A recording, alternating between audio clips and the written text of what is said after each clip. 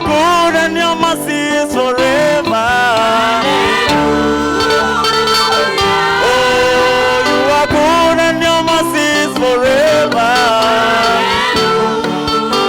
Father, you are good and your mercy is forever. Oh, you are good and your mercy is forever.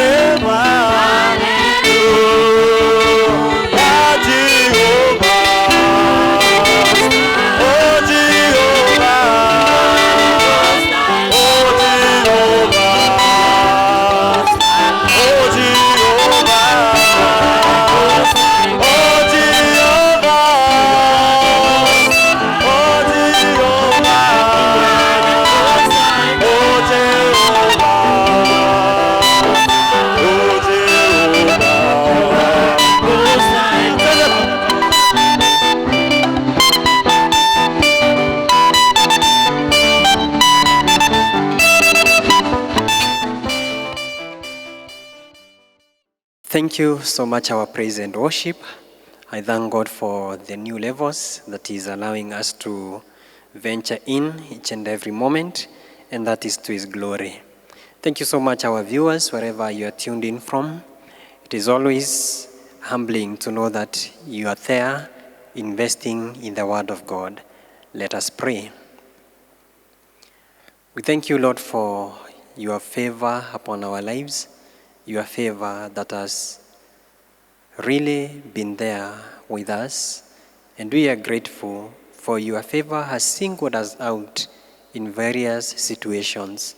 Even as we hear your word this wonderful evening, minister to us to the glory of your name. In Jesus' name we pray. Amen. Last Sunday, we had a very powerful visitation here in church, and I believe even those who were able to join us online, you had a powerful visitation. And it's not in vain that the Lord visits His people. Today, I'm encouraged. Why am I encouraged? Because I feel a paradigm shift in the spiritual realms. It's now time to talk of the possibilities of God. You see, at times as a church, we may venture so much to talk on the impossibilities, how bad the economy is, how much insecurity is growing in our society. We may talk of so many vices happening around us, and we forget one thing. Why don't we talk of the possibilities in the Word of God? For when we confess of His possibilities, things happen and things change.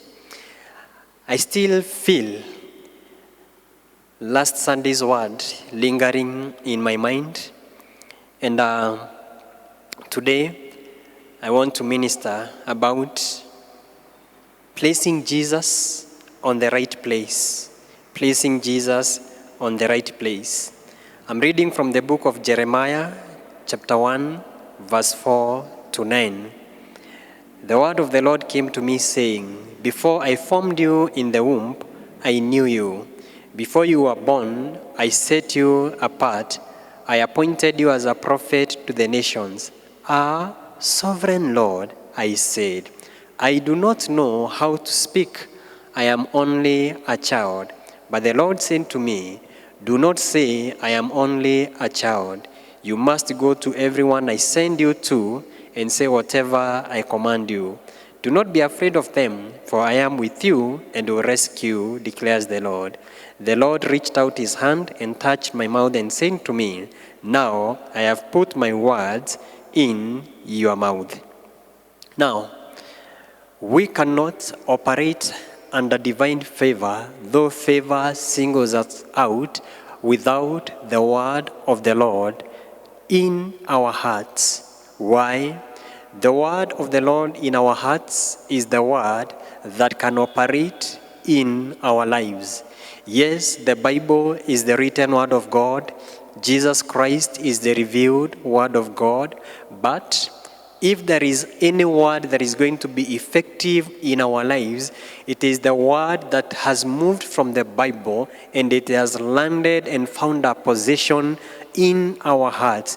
Remember, we are a people of this new covenant whereby the Lord spoke again through Jeremiah that, and I'll put my word in their hearts. Why? Because the word of God is that which gives solutions to every situation that we face in our day-to-day lives. For every challenging moment that you are going through, for every challenging moment that I am going through, there is a word of God meant to address exactly that. Let me say that we are people of excuses. And though I never mentioned it on Sunday, excuses can also hinder favor from working in our lives. If we become men and women of excuses, we are always going to have an excuse as to why we never did something. Why? Because excuse is a son to the world. And this son to the world is comfortable here in the world. And if we are not careful, we can be worldly, yet we are in the church. Why? Because of excuses. Figure it this way. You have an excuse as to why you never attended that meeting. You have an excuse as to why you never came to church. You have an excuse as to why you should not give. You have an excuse as to why we should not do a particular program in the church. Excuses, excuses, excuses. Well, it is a culture that we have here in the world. At times it is passed on from generation to another one. I am not here today to condemn excuses, but I am here to shed some light. Jeremiah had this to tell God. Number one, I do not know how to speak. Number two, I am only a child. Number three, I am afraid. Number four, I am not qualified. And this is what God had to say. One, now, when he said, I do not know how to speak, God said, now I have put my words in your mouth. People who make sense in their talk are not those taught by men, but them whose lips have been touched by the coals of the altar. Let me say that again. If anyone is to make it in life, anyone is to be a great orator, this is not someone who is taught by men, but someone who has a spiritual touch within them. I'm saying a spiritual touch because we have some people who are great orators. We have some people who make impact with their speech, yet they are on the negative part of it. Why? Because they have an anointing from an evil altar.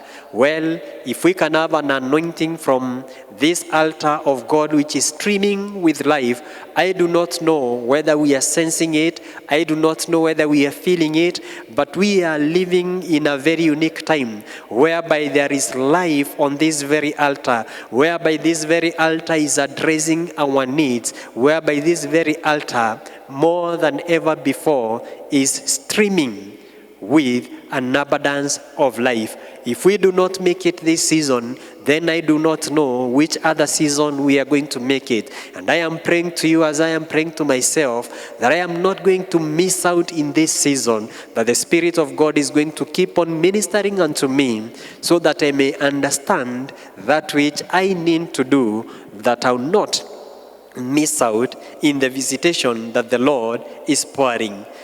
This is another thing that God said to Jeremiah. Before I formed you in your mother's womb, I knew you and I had set you apart to become a prophet.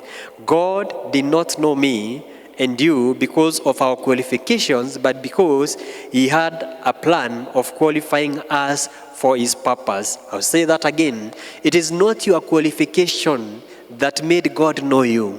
It is not your qualification that made God give you that responsibility. It is not your qualification that has made God single you out. You are singled out, and I'm singled out because of his favor. And why his favor? Because he is in the plan. He is in the process of qualifying you and me to serve his purpose. You may feel weak. you may feel full of excuses. Excuse me a bit. It's because you are not yet complete. You are work in progress. And any work in progress, what we know and what I know is that wait until it is completed. You are as a result of his favor, and I am as a result of his favor.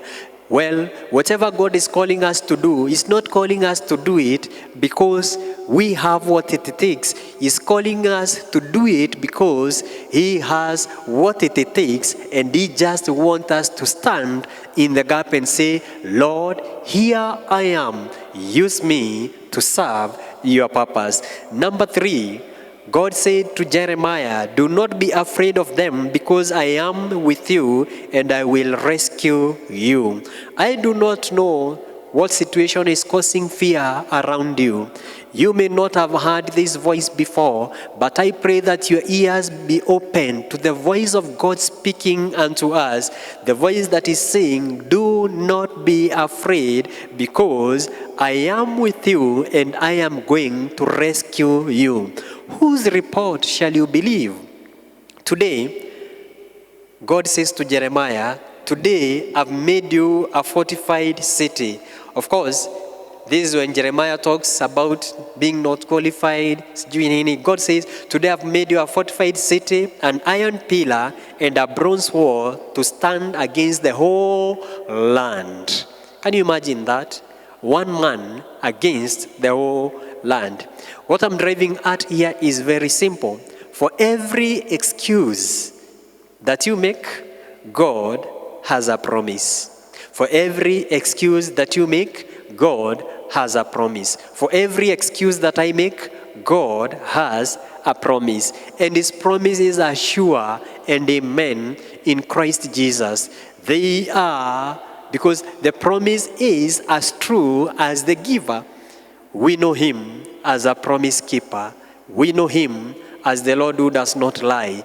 We know Him as the Lord who does not take or eat His words once He has released them. Therefore, God's promises in your life are a total sum of your excuses. I love that, and I want to say it again. How many excuses have you been giving this year? How many excuses do you have right now as you're listening to this word? Well, can I shock you? The sum total of God's promises in your life is equal to the sum total of the excuses that you are giving. Are you saying that I do not have money? God says silver and gold belong to me. Are you saying there is no one who is there for me? The Lord says, even if your father and mother forsake you, yet I will not forsake you. You are engraved on the palms of my hands.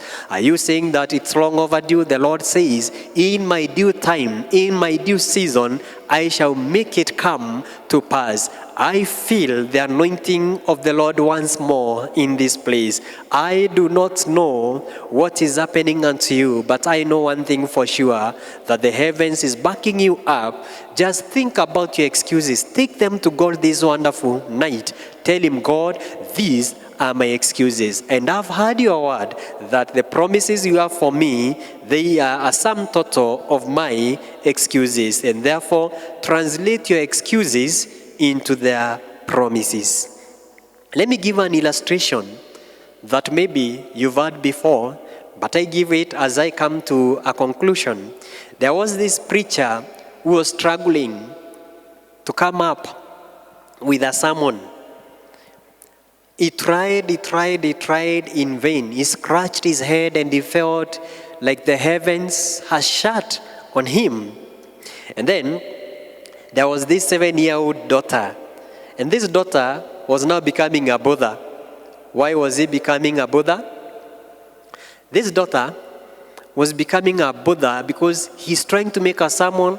The daughter is here wanting to play with the dad. On his desk, he had a world map. And this world map had been torn. And then, at some point, he just wanted this map. At least the daughter was asking, Daddy, at least help me make this map.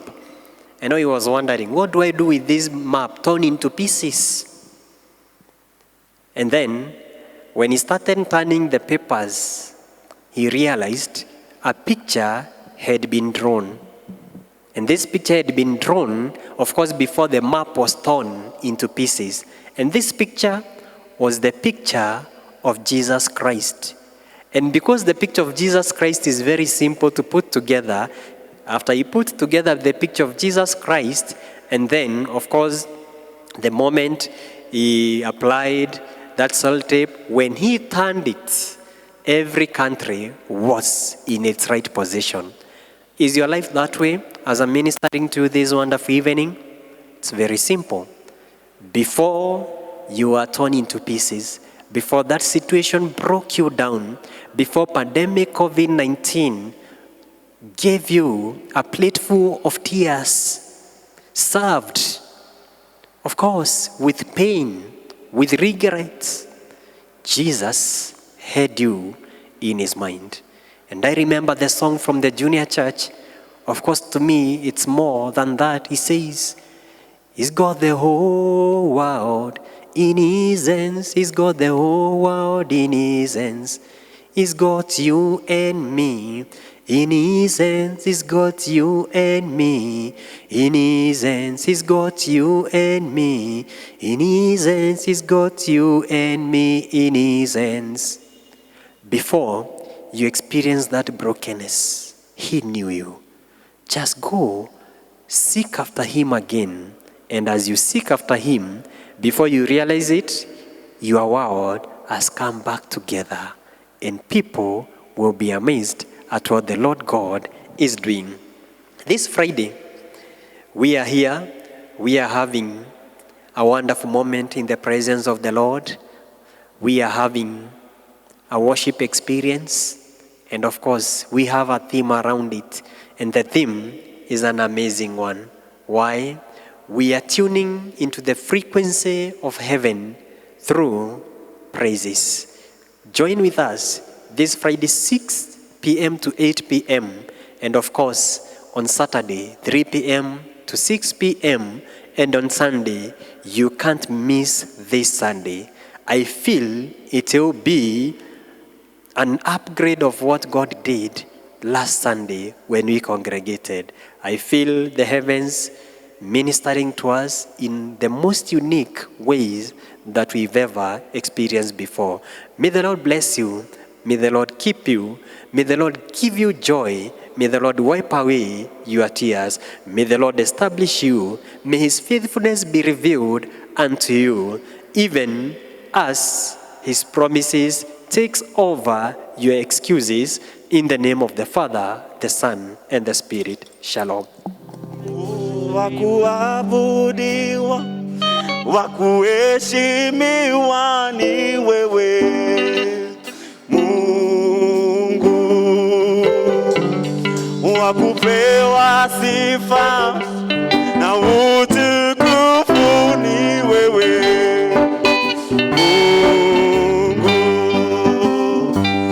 Mungu mwenye nguvu, Baba wastahili heshima zote, wakuabudiwa,